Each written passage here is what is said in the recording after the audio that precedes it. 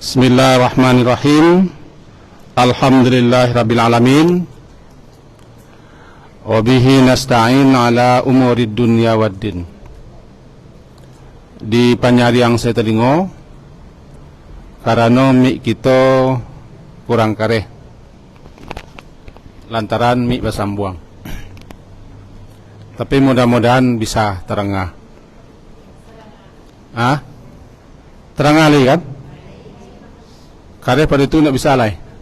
Bisa. Sekali kok menyambung kajian kita Surah Al-Hajj, surat yang ke-22, ayat ke-31, halaman 336. Al-Hajj halaman 336, ayat yang ke-31.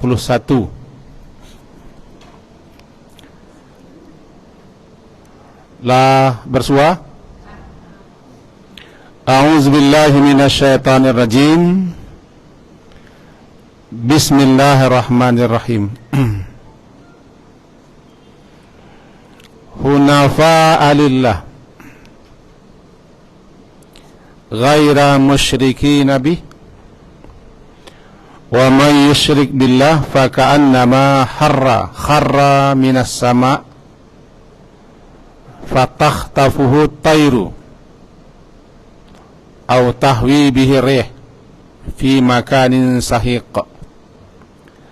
Dzalika wa may yu'azzim sya'airallah fa innaha min taqwal qulub. Lakum fiha manafi'u ila ajalin musamma thumma mahilluha ilal baitil atiq. Sampai di situ dulu. Sebelum kita lanjutkan sambungan kajian yang lalu, karena insyaallah tidak beberapa hari lagi kita memasuki bulan Ramadan. Menurut perhitungan hisab, berpuasa hari Senin, berarti sudah mulai melaksanakan tarawih hari Akaid malam. Menurut ru'yah belum keluar lagi, sebab ru'yah itu tentu dilaksanakan di akhir bulan Sya'ban. Barangkali hari Akaid keluar pengumuman, cuma hitung-hitung nalah keluar baru hisab. Dan itulah biasa, hampir setiap tahun lah biasa seperti itu. Tidak perlu kita ungki-ungki, kita perdebatkan, atau kita heboh-heboh loh. Masing-masing ada pakarnya, ada ahlinya. Dengan begitu kita lah berada di ujung-ujung Sya'ban. Di ujung-ujung Sya'ban, sekedar untuk mengingatkan enggak 5 minit. Yang pertama,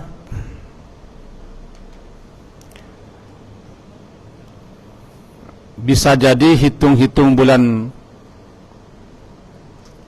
berbeda, bisa jadi tidak. Tapi kita tidak akan bicarakan itu. Yang lazim dilakukan orang ke masuk Ramadan, pertama, berdoa orang puasa. Itu satu. Diperintah tidak, disuruh tidak, disunnahkan tidak, tapi dilakukan tidak masalah. Karena orang awak berdoa ke puasa ko lah suatu lazim lo di tempat tertentu, sambil main bau karik kabia, sanak pemilih dan orang-orang dakik. Dipergunakan kesempatan itu untuk saling memaafkan, beko dipati jo doa. tentu makan dulu. Sebab tidak mau orang suruh berdoa kalau nak makan. Itu yang pertama. Berarti perintah agama, syariat atau sunnah Nabi tidak ada menyuruh kita melakukan doa khusus, doa spesial dengan cara mengarumah orang kapaso. Itulah suatu kebiasaan. Tapi berdoa, ya Allah, sehat-sehatkan kami, panjangkan umur kami, agar kami bisa melaksanakan ibadah puasa dan amal-amal sehari di bulan Ramadan. Itu rancak sangai. Salimna ila Ramadan atau salimni ila Ramadan. Wasallimni atau salimna Ramadan. Itu boleh saja. Ya Allah, selamatkan, sehatkan, beri kami kemampuan, kekuatan dan keamuhan untuk puasa di bulan Ramadan. Boleh, karena doa itu telah lama dilakukan oleh para tabi'in dan tabi'in ko generasi setelah sahabat. Tidak masalah. Masalah. Yang kedua, balimau. Balimau ko mandi pakai limau. Ba. Kalau bahasa Indonesia berjeruk. Karena limau tidak ada Indonesia. Limau bahasa Minang. Jadi limau itu bahasa Indonesia adalah jeruk. Jadi bahasa Indonesianya berjeruk. Mari kita berjeruk. Istilah balimau, istilah orang awak, orang Minang dan orang-orang perantau Minang. Sampai ke Kampar, sampai ke Jambi, kan perantau Minang tuh. Umumnya mereka mengatakan mandi besar, mandi basah buak, namanya balimau, karena memang pakai limau dulu. Cuman kini balimau itulah mengarah ke jalan-jalan, berjalan-jalan. Karena balimau kalau buak banyak macam lubuk kan. Jadi yang kita pelajari, mandi kapuasa itu tidak ada, kapuasa itu tidak ada sunnahnya mandi. Bukankah kita puasa Senin kami tidak mandi ke 2 hari? Puasa petang lagi mandi hari Akaid tak? Puasa kami besok kan tak mandi hari Rabaar. Jadi tidak ada syarat. Tidak mandi tidak masalah. Mandi rencak, tanda hati senang, tanda hati suka, tanda kita ingin menyambut tamu yang akan datang. Tentu kita bersih-bersih, silakan mandi. Mandi rumah, mandi lepau, mandi noto, mandian segala macam, tidak masalah, senang. Cuma tidak ada sahuannya jo puasa. Mudah-mudahan ada fadilahnya, di hati senang, hati suka dengan Ramadan datang. Tengah dulu kesenangan hati menyambut hal-hal yang Allah wajibkan itu kan punya nilai. Tapi jangan anggap balimau itu suatu syarat, suatu ketentuan. Apakah mandi basah buah atau basah kaki, saya tidak masalah. Atau mandi kucing, saya tidak masalah aja. Itu sekedar mengenal kan balimau, apalagi jalan-jalan. Cuman kalau kapai jalan-jalan ke puasa, yo hindari tampik-tampik yang banyak maksiat. Kok mantan anu saya, kok mantan badan saya. Jadi kalau kamu jalan-jalan, kamu pai ke wisata, jangan berwisata, jangan jalan-jalan ke tampik orang banyak melakukan aneka macam maksiat, muda-mudi, bercampur laki-laki perempuan. Jangan-jangan itu tanahnya kapal bocor, tanahnya auto rusak. Yuk kita dibawa lalunya. Kalau ke jalan-jalannya itu labaradu 3 ya, 2. Kau mengenal saya. Kemudian ziarah kubur, silakan ziarah kubur, tidak dilarang. Orang ke puasa, tidak orang ke puasa silakan. Justru di Jakarta orang sudah rayu ziarah kubur, sudah sembahyang rayu ziarah kubur. Ziarah kubur tidak ada sahuannya, sangkui pautnya, hubungannya ya puasa. ataupun nyori dayo. Itu hanyalah kebiasaan-kebiasaan di berbagai tempat, di berbagai negeri. Kalau sempat orang ke poso silakan. Sambil menyiang-nyiai membersihkan pusara silakan. Pusara udawa saya lakukan membersihkan dakwah lah. Itu kecai Bu tadi. Pusara itu pusara udawa. Udawa ko suami anak wa. Sah? Apa anak wa? Tentu wa nak bersihan. Ini tidak masalah, tidak masalah. Jadi jangan hubungan jo syarat ke poso atau memang ada ajaran untuk ikut setiap ke poso. Tidak ada sangkut poinnya. Kebiasaan saja. Biasa saja. Kemudian terakhir barangkali sekedar untuk mengenang bahawa tradisi bermaaf-maafan itu je sebenarnya. Maaf lahir batin. Kalau sebenarnya minta maaf kan ketiak bersalah ni. Cuman barangkali di bulan puasa ku bulan ampunan, bulan maghfirah, Allah mengampunkan dosa-dosa, dan ada dosa yang tidak akan Allah ampuni, dosa sesama kita. Sebelum kita berselesaian, bermaafan, berilan, anan dosa itu tidak Allah ampuni dah. Kenapa? Sebab dosa itu bersangkut awak sama awak, menzalimi, menganiaya, menuduh dan merampas segala macam, itu harus selesai begitu. Barangkali itu sekedar mengenang-angan hal-hal yang sering dilakukan oleh orang Kapaso, termasuk namanya tarhib. Kalau tarhib disunnahkan, disukai. Tarhib ko mengucapkan selamat datang.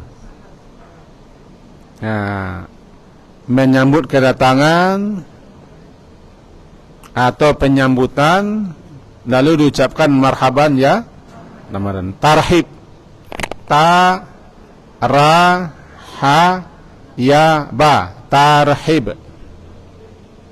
Tarhib mengucapkan selamat datang, mengucapkan selamat datang. Dia lakukanlah berbagai macam persiapan-persiapan penyambutan terhadap tamu yang akan tiba. Tamu agung, tamu istimewa, tamu luar biasa. Katakanlah atakum Ramadan, datang kepada kamu Ramadan, bulan penuh berkah, bulan ampunan dan seterusnya. Maka kita disukai untuk tarhib. Tarhib, bersiap-siap. Tentu yang pertama siap ilmu, siapkan segala sesuatunya supaya kita dah tiba di Ramadan, maka kita tidak gerebe tebeh lah. Tahu gerebe tebeh? Tidak gerebe tebeh. Barangkali itu sekedar untuk mengenang. Lain ragu? Tidak, mari kita sambung kaji kita. Ayat 31. Hunafa, dengan ikhlas atau dalam keadaan mengikhlaskan ibadah, ketaatan atau doa lillah, bagi Allah, untuk Allah. Ghaira musyrikin nabi, ghaira tanpa musyrikin, mempersekutukan dengannya, Allah itu. Wa may yusyrik, dan siapa yang yusyrik, mempersekutukan Allah, yusyrik, mempersekutukan dengan Allah apapun, faka'annama, maka ka'annama, seakan-akan, seolah-olah dia kharra, tersungkur jatuh, minas sama, dari langit atau dari angkasa. Fahtah tafuhu, maka tahtafu, lalu menyambar akannya at-tair, burung. Yani lalu dia disambar oleh burung, au tahwiri, atau dia itu tahwi, jatuh,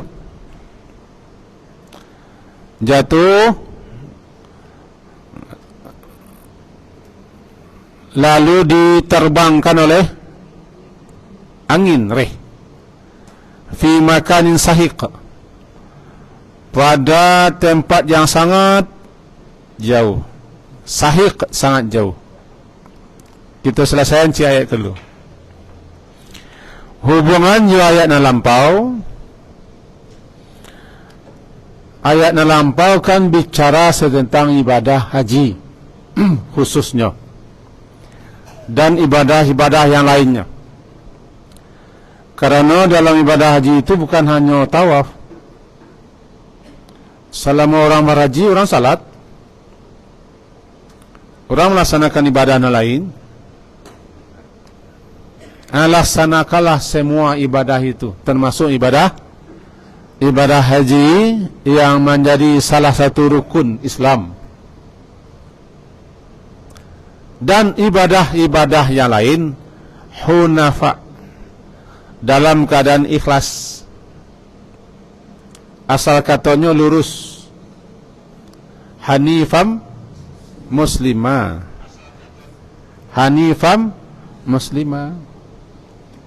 kan kita baca tu, hanif lurus, lapang je, tapi kita ambil pamah lurus. Kemudian daripada kata-kata itu lagi ikhlas, meluruskan niat. Niat yang lurus adalah ikhlas. Kalau niat yang tidak lurus, campur dengan ria. Ria maknanya melihat, memperlihatkan atau dilihat. Ria, tulisannya ria. Ra, ya panjang tambah hamzah, ria. Ria itu secara bahasa ru'yah. Ru'yah melihat. Hari akad besok orang kamu ru'yah, melihat. Dikatakan orang tu ria karenanya beribadah, melakukan ketaatan, melihat orang, atau memperlihatkan kepada orang, atau ingin dilihat orang, sehingganya ndak lurus niatnya lain, ndak hanif, ndak hunafa. Atau sum'ah, anan sum'ah, sin, mim, ain, ta marbutah, sum'ah, mendengar. Nya ingin mempadang-adangan ke orang, supaya orang tahu, atau ingin taranga, atau ingin didengar, maka kon namanya merusak keikhlasan dalam beribadah. Ibadah itu hendaknya lakukan hunafa'a lillah, dalam keadaan lurus niatnya, ikhlas, hanya semata mengharap ridha dan balasan Allah. Hunafa termasuk ibadah haji. Ibadah haji berpotensi untuk tidak ikhlas. Kenapa? Itulah ibadah umrah ada peluang tidak ikhlas, karena dabuannya kadang. Kalau salat sehari semalam lah banyak orang salat, tapi nan haji umrah apa? Kalau tidak lurih-lurih niat, tidak bersih-bersih, dabuah, dia tahu dabuah, tidak tahu dabuah, tiba di melangkah pada buah namanya, babunyi, tahu orang. Di kami itu bahasa kami dabuah. Untuk itu syarat diterima oleh Allah amal ibadah ketaatan yaitu ikhlas, lurus niat. Hunafa'a lillah, laksanakanlah ibadah itu dalam keadaan mengikhlaskan mengucapkan niat lillah. Lillah. Secara bahasa lillah milik Allah. Bagi Allah, untuk Allah. Coba dibaca orang, qul lillahi ta'ala senabahnya. Lillah, ana lillah, untuk Allah. Ana lillah, bagi Allah. Ana lillah, milik Allah. Ghaira musyrikin, tanpa mempersekutukan. Musyrik, asal kata musyrik syirkun. Syirkun, shin ra kaf, syirk, bercampur, bersekutu, berserikat, namanya syirk. Pernah kita contohan dulu, balik. Kalau te talu atapai, abara syirik dalam tu. Ayah kau dipersekutukan dengan talua, te, gulo, tapai. Ayah dipersekutukan, diperserikatkan, dipercampurkan dengan dulu te, talua, tapai. Pakai gulo, pakai limau sundai, limau kapeh.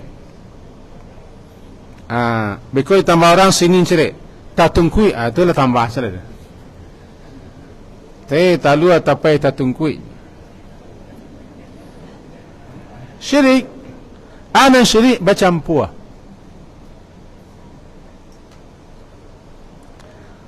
Orang yang mempercampurkan musyrik. Itu nama musyrik. Tiba di beribadah kepada Allah, bercampur niat. Tak tengok?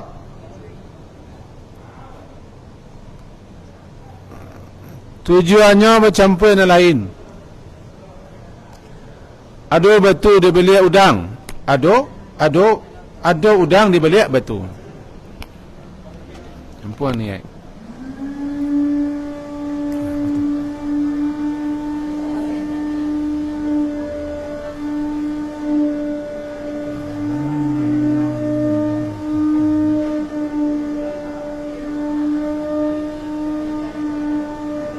Banca terengan.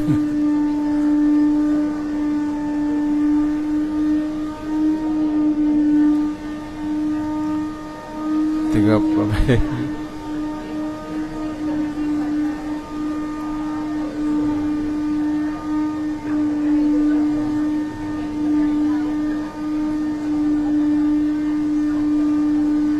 Terengah, enggak?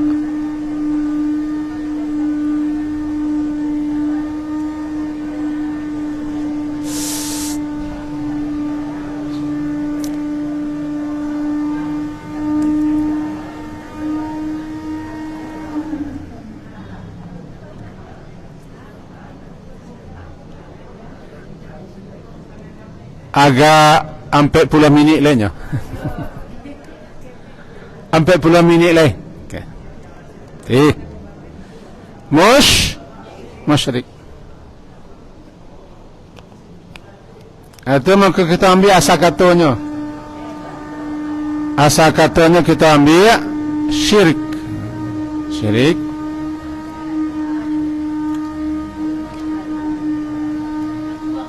Nak muat soal.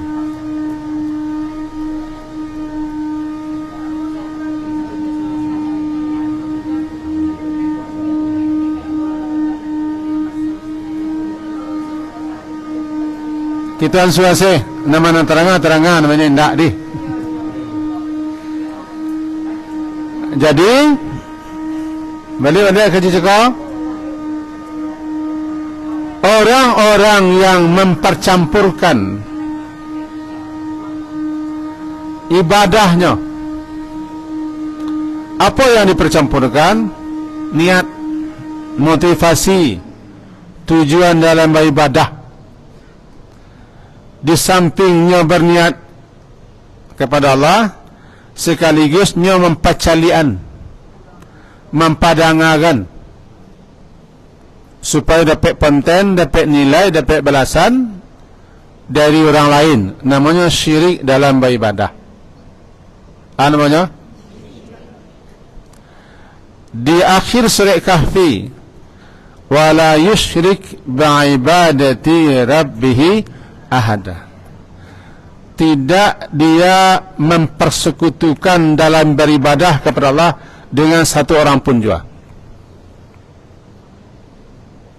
Orang yang ria, amalannya batal. Amalan yang diriakannya batal. Namanya syirik kecil. Kalau syirik besar, menyembah selain Allah, beribadah kepada selain Allah. Baik hanya menyembah Allah lalu menyembah yang lain, ataupun semata-mata menyembah selain Allah. Namanya syirik besar, syirik jali. Disiko ni makasian kedua-duanya. Ghaira musyrikin bih, tanpa mempersekutukan dalam melaksanakan ibadah penyembahan, ya, kepada Allah dengan yang lain, tanpa mempersekutukan Allah dengan yang lainnya. Wa may yusyrik billah, dan siapa saja yang yusyrik billah, mempersekutukan Allah. Kita sambung kaji. Wa may yusyrik billah, dan siapa saja yang mempersekutukan apapun dengan Allah atau namanya syirik, orang ko berada dalam kehancuran, kebinasaan dan kesengsaraan. Kenapa? Digambarkan bagaikannya fa'akan nama, seakan-akan seolah-olah dia itu jatuh tersungkur, kharra jatuh tersungkur, tampuk dari langit, dari angkasa, minas sama, lalu ditangkap, disambar burung. Fatah tafuhut tairu, maka lalu dia disambar oleh burung.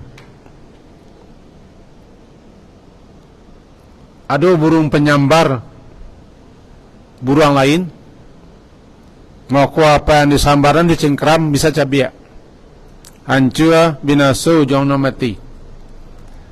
Iko gambaran untuk pelaku syirik, nya berada di tempat yang tinggi. Tauhid iman itu tinggi nilai.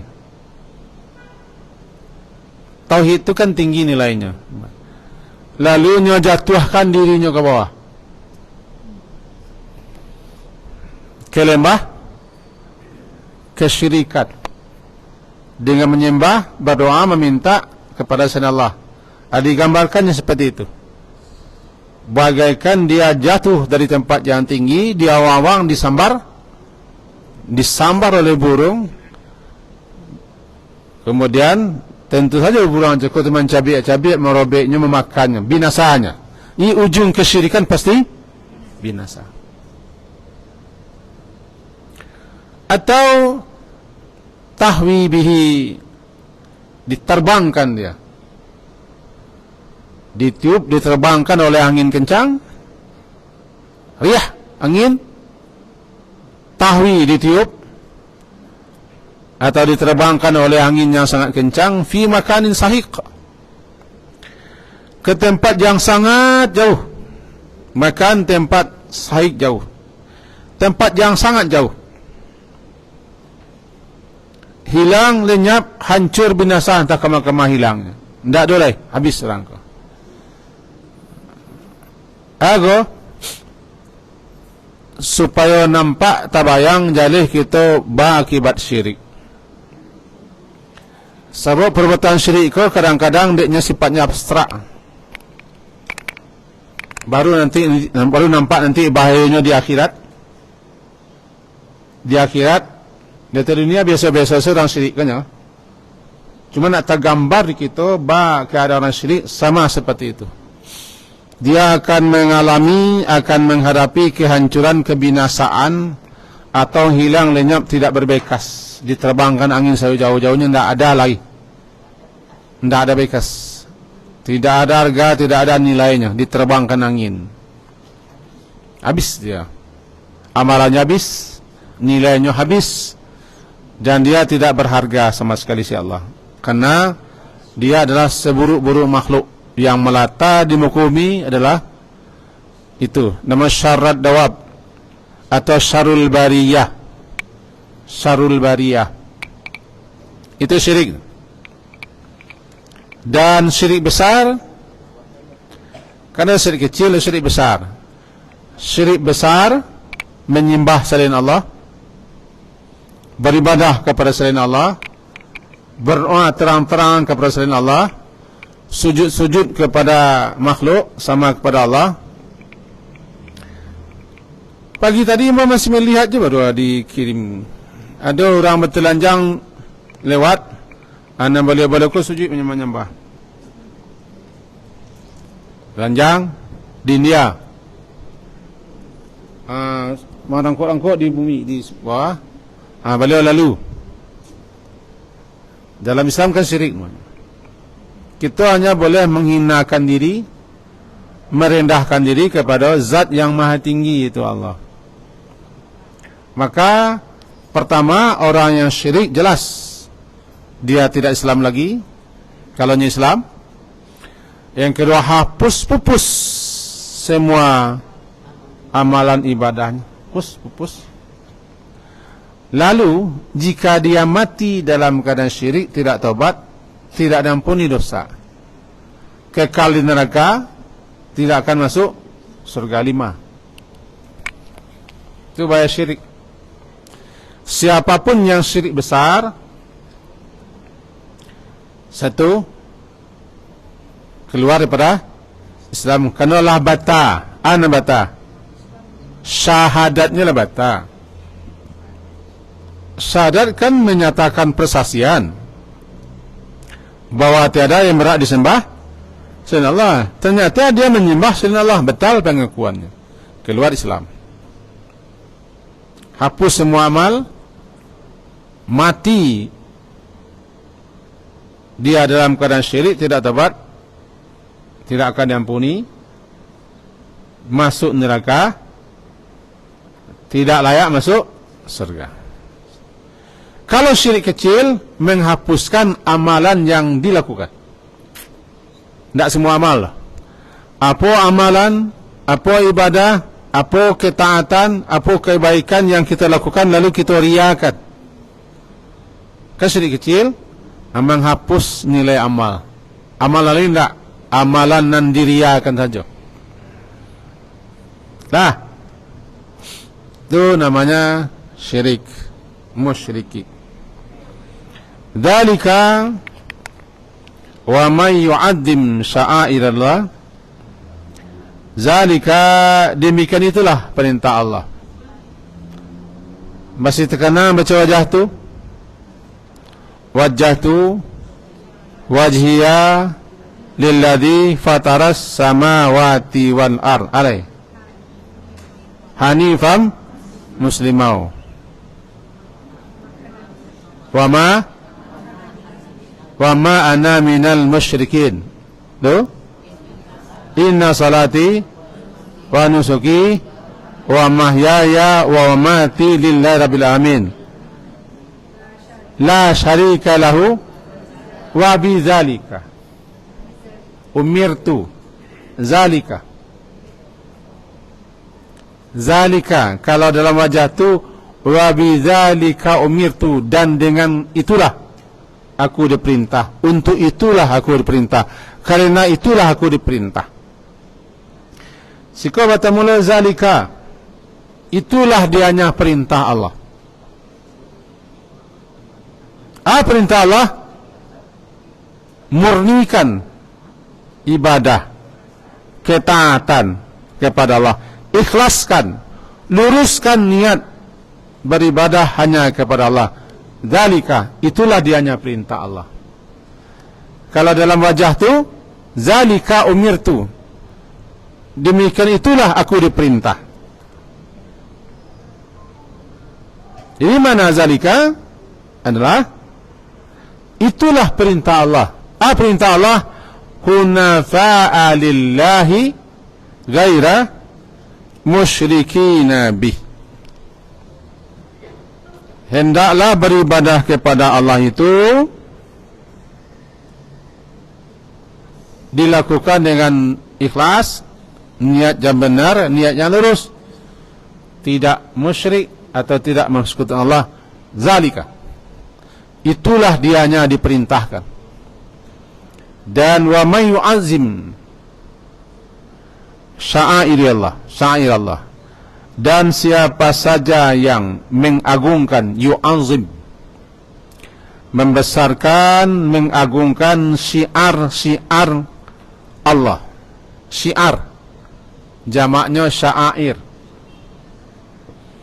Dan siapa saja yang mengagungkan, yu'azzim, mengagungkan, membesarkan syiar Allah. Anan syiar secara bahasa tanda.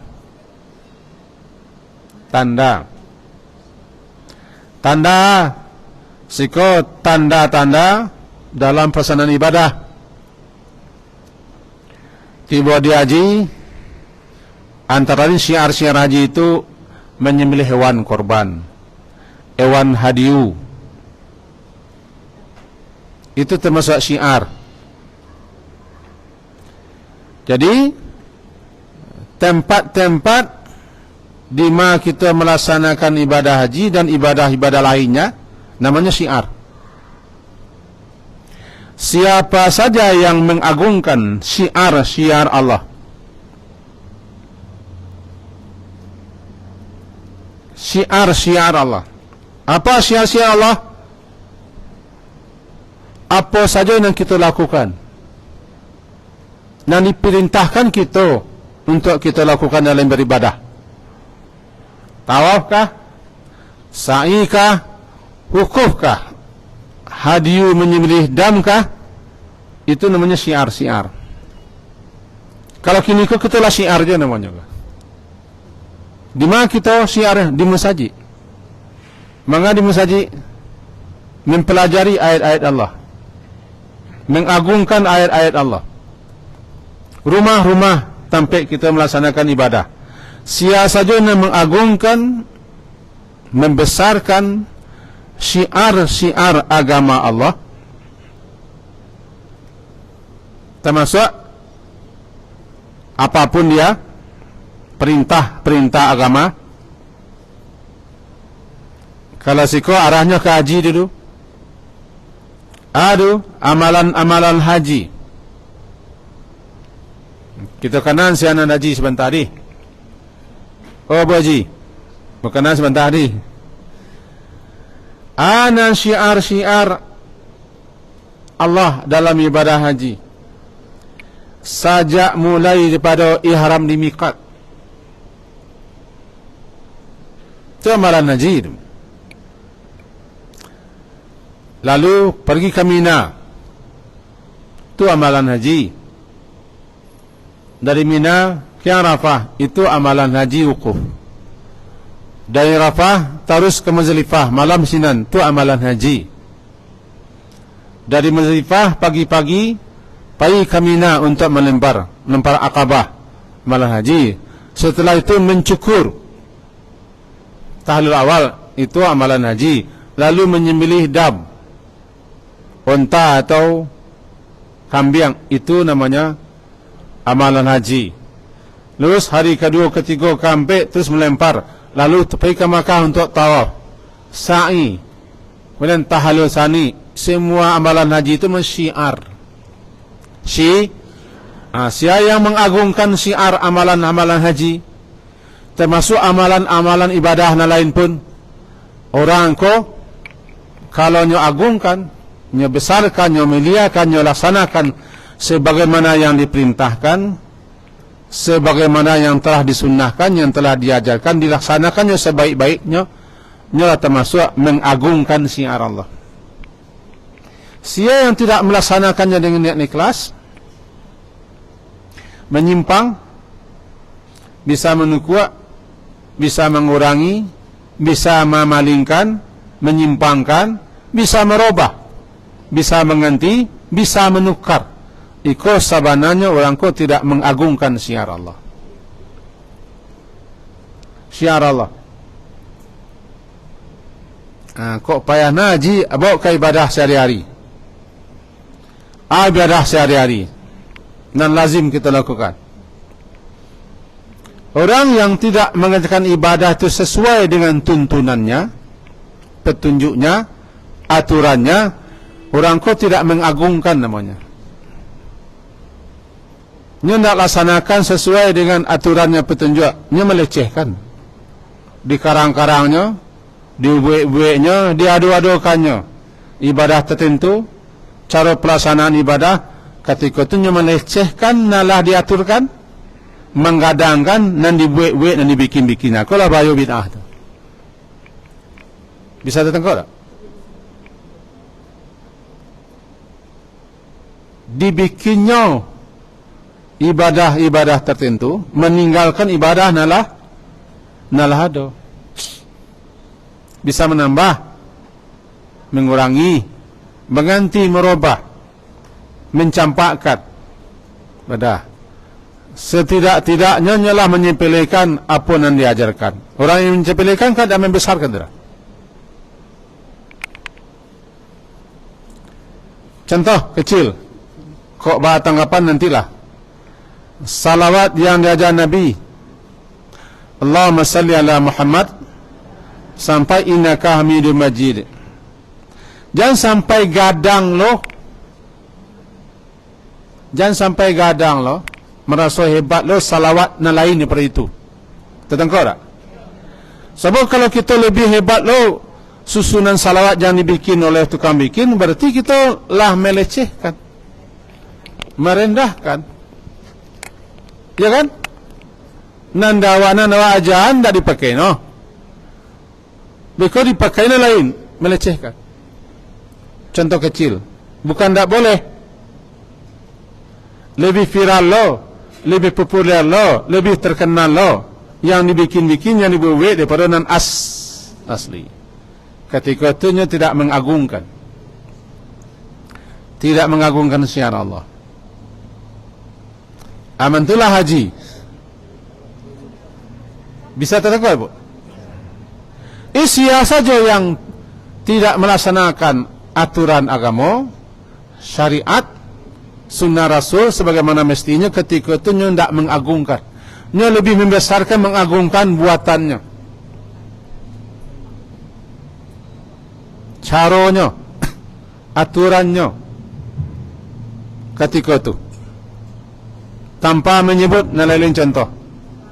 Ketika itu dia tidak membesarkan, tidak mengagungkan apa yang mesti dilaksanakannya, malahnya memilih yang lain, tidak mengagungkan. Kalau kita termasuk yang yu'azim, mengagungkan, membesarkan syiar-syiar Allah, laksanakan sebagaimana mestinya. Nah, tertengok kan? Fa innaha min taqwal qulub. Fa innaha, maka sesungguhnya dia, innaha samuan, maka sesungguhnya mengagungkannya itu, membesarkannya itu, termasuk taqwal qulub, amalan-amalan orang yang bertakwa. Ketakwaan itu yang timbul, yang muncul, yang bersumber daripada hati. Karena takwa itu memang di hati. hanya orang-orang bertakwa lah yang akan bisa dan yang akan mau mengagungkan syiar Allah. Karena prinsip orang bertakwa itu nan disuruh nan dikerajonya, nan dilarang nan diantikannya. Kan definisi takwa kan? Definisi takwa di antara sekian banyak definisi adalah melaksanakan perintah, menghentikan larangan, mentaati aturan. Hanya orang bertakwa lah yang akan melaksanakan perintah-perintah Allah itu sesuai dengan yang telah diaturkan, dituntunkan. Hanya orang-orang bertakwa lah yang takut melanggar larangan-larangan Allah. Karena itu tidak dicontohkan, tidak dituntunkan. Dan takwa itu amalan hati. Takwa itu amalan hati, bersumber dari hati, namanya taqwal qulub. Siapa mengagungkan syiar-syiar Allah, siapa yang mengagungkan syiar-syiar agama Allah, sesungguhnya dialah orang-orang yang bertakwa. Intinya, siapa melaksanakan aturan-aturan Allah sebenar-benarnya sesuai dengan contoh, itulah dia orang yang bertakwa. Takwa yang bersumber dari hati. Nah, kalau kita rujuk ke sekolah balik, itulah gunanya ilmu. Ilmu mengilmui sesuatu sebelum melakukan. Sebab sesuatu yang akan kita lakukan kalau tidak diilmui, besar kemungkinan salah daripada benarnya. Lah menjadi orang awak, lah undang orang awak.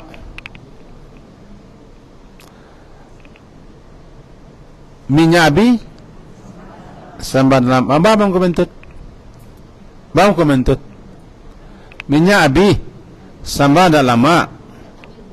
Awak ndak berilmu. Karajo ndak beraja. Kalau itu orang tukang itu mabiang kayu. Kapalang tukang kayu binaso. Kalau kata pepatah, ibarat bunga kambang ndak jadi. Hampir kambang ndak jadi. Karena berburu kapalang aja. Jadi bagaimana mungkin orang akan mengagungkan syiar-syiar agama Allah? Ini tidak berilmu. Atau adanya berilmu, tapi dia ingin mengadaan ini. Berarti orang hormat, gila hormat. Agar ini yang disanjuang, ditinggikan, diapuangkan. Berarti orang hobi apa namanya? Hobi tampil, hobi ya kan? Viral. Suka viral. Suka tampil. Ajan gadang lo nandawa daripada aturan Allah. Jadi inti daripada ayat yang ke-32, hanya orang bertakwalah yang akan mengagungkan, membesarkan syiar-syiar agama Allah. Ana syiar-syiar, semua perintah-perintah, larang-larang, aturan-aturan dalam agamaku, semua ibadah-ibadah yang telah disyariatkan, itu adalah syiar. Karena jokalah sesuai dengan aturannya, nani perintah ni kerjaan, nani larang nan kadiantian. Jangan itu kuat, jangan ditambah, jangan diselewengkan, apalagi dibuang. Itu yang bisa mengajukannya adalah orang yang takwa. Fa innaha,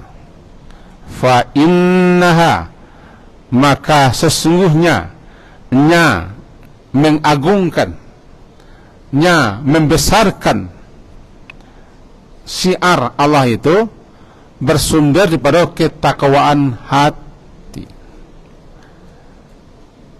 Lakum fiha, sambung sekali. Lakum fiha manafi'u ila ajalin musamma. lakum bagi kamu, fiha padanya, fiha padanya, nyapa padanya hewan hadiyu. Masih terkena hadiyu? Orang lihat kajian lama lihat. Anan hadiyu, hewan yang dibawa oleh orang untuk disembelih di Mina ketika hari raya haji Idul Adha tanggal 10 lantaran dia melaksanakan haji tamattu'. Hadiyu hewan hadiah. Beda hadiyu korban. Korban tak ada sangkut pautnya ya haji. Tak ada sangkut paut haji. Cuma dilakukan di hari haji. Korban bisa di kampung halaman, bisa ketika haji. Hadiyu berhubungan dengan haji.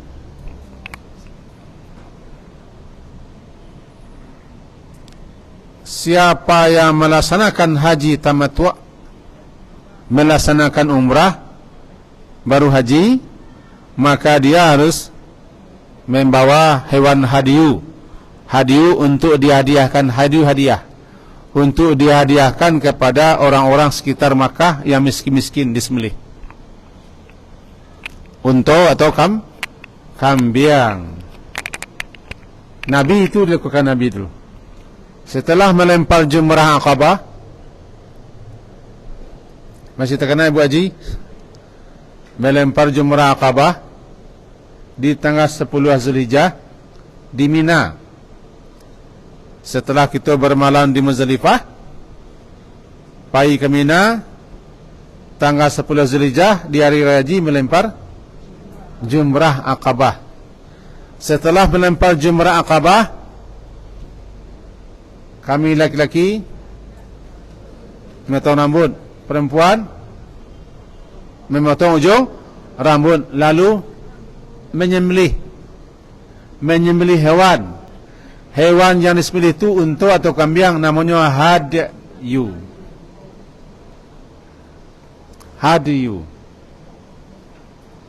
Tidak awak nak menyembelih itu orang, tidak mungkin awak menyembelih. Sunnahnya tanggal 10. Tapi banyak orang melakukannya sebelum tanggal 10, mencari kemudahan dan kelapangan serta keringanan. Tapi lah mengabaikan sunnah. Rasanya orang yang tidak menyembelih di hari di mana Nabi menyembelih tidak termasuk yu'azim. Nabi menyembelih tanggal 10 Zulhijjah setelah melempar jumrah Aqabah. Bagi bapa-bapa ibu nalun haji itu tak payah menggambar seketik bah. Lalu disembelih sebelum haji. Ada penampik mengecekkan kalaulah umrah wak sebelum amalan haji lah boleh menyembelih. Penampik. Tapi amalan Nabi atas 10. Berartinya lebih memilih penampik, walaupun penampik itu tidak salah. Tidak salah penampik itu, sebabnya lahir daripada dalil je. Cuman kalau kita tiru Nabi, Nabi justru melakukannya termasuk yu'azim pun tak? Mengagung, apakah termasuk mengagung pun tak? Rasono lebih mendahulukan dari apa yang dikerjakan Nabi. Itu contoh kecil. Nah, lakum bagi kamu, fiha padanya hewan hadiyu, hewan korban. Bisa unta, bisa kambing, alai, jawi, kerbawati, bisa. Manafi', di samping hewan itu bisa kamu pakai untuk hadiyu. juga ada manafi', ada berbagai macam manfaat yang kamu bisa pakai, bisa kamu tunggangi. Bisa kamu tunggangi sampai waktu disembelih.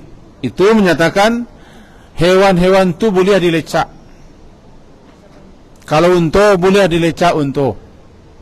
Kalau kambing jangan. Sebab kalau kambing dilecak mereka menyayo itu. Maka kalau di negeri wak misalnya dipakai jawi itu untuk membajak boleh. Kalau muah. Kalau kabau kita jadikan untuk korban, muah membajak boleh. Yang penting dijaga, dipelihara kesihatan. Boleh kamu manfaatkan. Lakum fiha manafi'. Bagi kamu pada hewan-hewan hadiu, hewan-hewan yang akan disembelih atau korban-korban yang akan disembelih, ada manafi' lain. Manafi' lain, ada manfaat-manfaat lain yang bisa kamu pakai, yang kamu pergunakan. Itu keringan, kelapangan, kemudahan dan rahmat daripada Allah.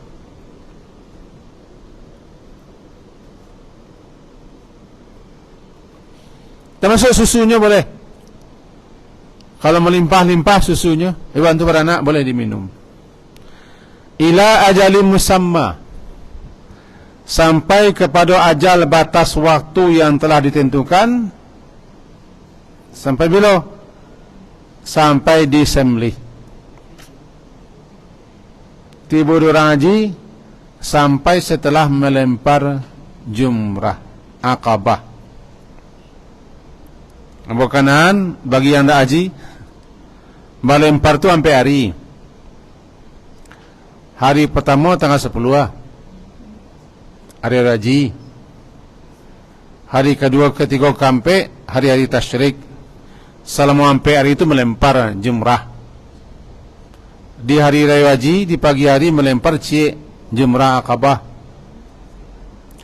Hari tasyrik nanti melempar 3 jumrah.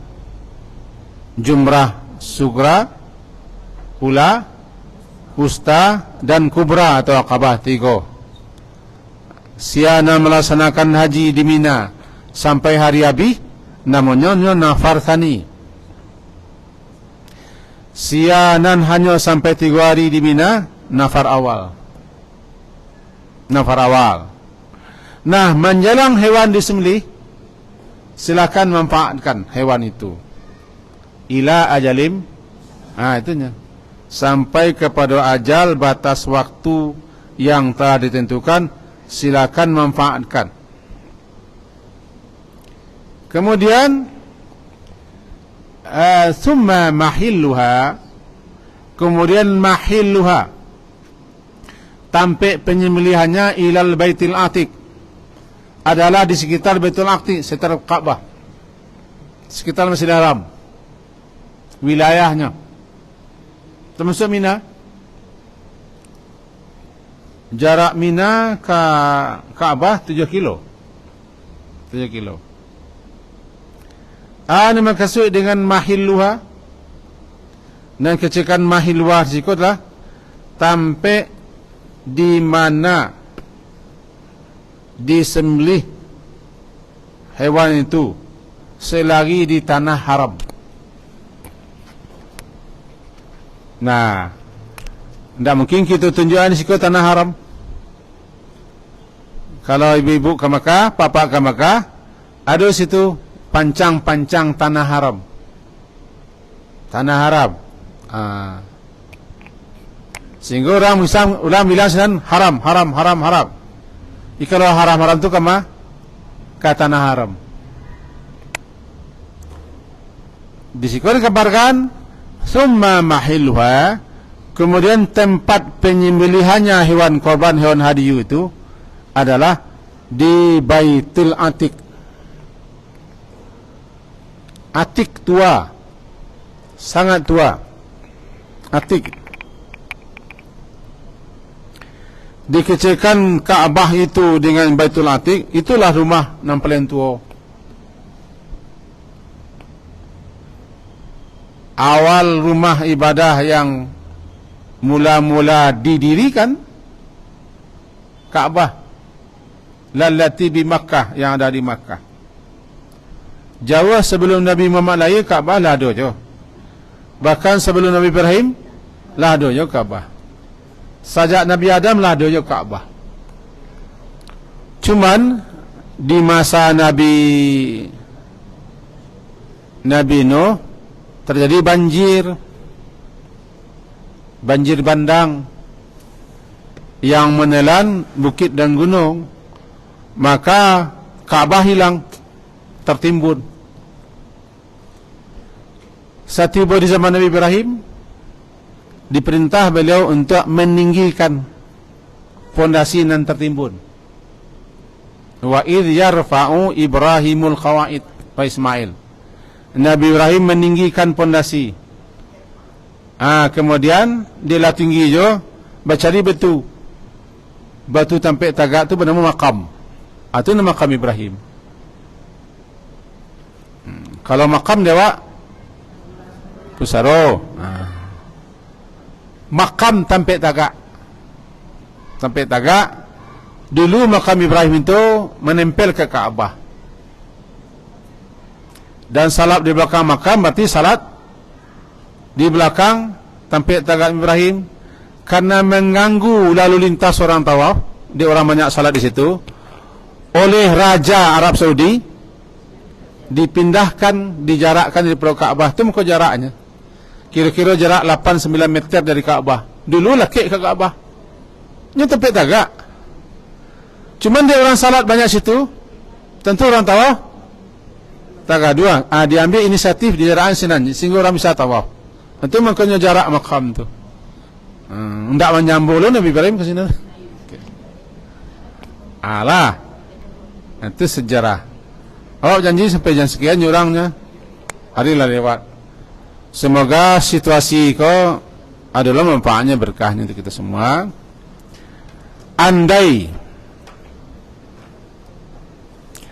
Andai besok kau disiko balik, tidak di muka, Amerika salah. Paling-paling cuma mik saja nanti dia sari kau. Seperti kau nyamannya bu, nyaman. Tidak pincar kita. Cuma mik saja ni masalah. Sekian saja, bu.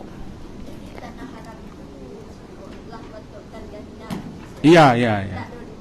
Tidak rubah. Mikat yang dirubah orangnya.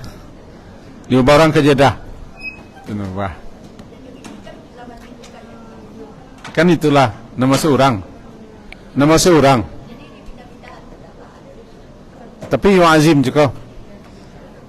Nangka yu azim, nangka mengagungkan syariat Allah, itu orang yang bertakwa, yang tidak pindah-pindah. Sekian diakhiri. Subhanakallahumma bihamdika asyhadu an la ilaha illa anta astaghfiruka wa atubu ilaik. Wassallallahu ala Muhammadin wa ala alihi washabihi ajma'in. Alhamdulillah.